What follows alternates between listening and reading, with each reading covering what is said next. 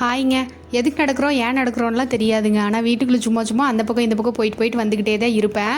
இந்த money plant வாங்கிட்டு வரும்போது நல்லா தான் இருந்துச்சுங்க. இவர்கிட்ட சண்டை போட்டு வாங்கிட்டு வந்தேன். இது நல்லா பார்த்துக்கிட்டா தான் நீ வாங்கி தருவேன் நிறையான்னு சொன்னார். பார்த்தா இப்போ ஒரு இலை வேறு அப்படியே லைட்டாக காய ஆரம்பிக்குது. மனசை பார்த்தாருன்னா நீ அவ்வளோதாங்க, ஒன்றுமே வாங்கி தர மாட்டார். பால் மதியானம் தயிர் சாப்பாடு செய்யலான்னு சொல்லிட்டு வாங்கிட்டு வந்து கொடுத்துருந்தாரா, அது கீழே சிந்தாமல் ஊற்றுறதே பெரிய டாஸ்க்கு தாங்க. நல்லபடியாக அப்படியே கீழே சிந்தாமல் ஊற்றிட்டேன். அப்புறம் இந்த கோவக்காய் பொரியல் அன்றைக்கி பண்ணியிருந்தேன்ல, ஒன்றுமே இல்லைங்க. வெங்காயம் மசாலா ஐட்டம்ஸ் போட்டு, மசாலாக்குன்னு வேறு எதுவுமே சேர்த்துல, மிளகாத்தூள் மட்டும் சேர்த்து தண்ணி தொளிச்சு வேக வச்சு எடுத்தோம்னா சூப்பராக பொரியல் ஆகிடும்.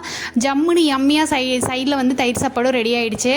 இவருக்கு பொரி ரொம்ப பிடிக்கும் அப்படிங்கிறதுனால எங்கள் வீட்டில் எப்போயுமே பொரி இருந்துக்கிட்டே இருக்குங்க. சரி, எப்பயுமே வறுத்து தானே கொடுக்குறோம், இந்த டைம் காரப்பொரி மாதிரி பண்ணலாம் அப்படின்னு சொல்லிட்டு வெங்காயம், தக்காளி, கொத்தமல்லி, லெமனு, கேரட்டு, வேர்க்கடலை, மிளகாத்தூள், கொஞ்சமாக உப்பு, ஆயிலு, லெமனு எல்லாம் புழிஞ்சுட்டு பண்ணி கொடுத்தா, இது ஏன் இப்படி நவுத்து இருக்குது எங்கள் வெங்காயம் போட்டால் நவுக்காமல் என்னங்க பண்ணோம், வெளியே செஞ்சு கொடுக்குறதெல்லாம் நல்லா செஞ்சு கொடுக்குறாங்கல்ல, நீ செஞ்சு கொடுக்குறத இப்படி நவுத்து போச்சுங்கிறாரு. வாயா பேசுகிறீங்க, இனிமேல் உங்களுக்கு ஸ்நாக்ஸே கிடையாதுன்னு சொல்லிட்டு சாப்பிட்டு முடிச்சிட்டோங்க. அவ்வளோதான். நாளைக்கு வீடியோவில் பார்க்கலாம். பாய்.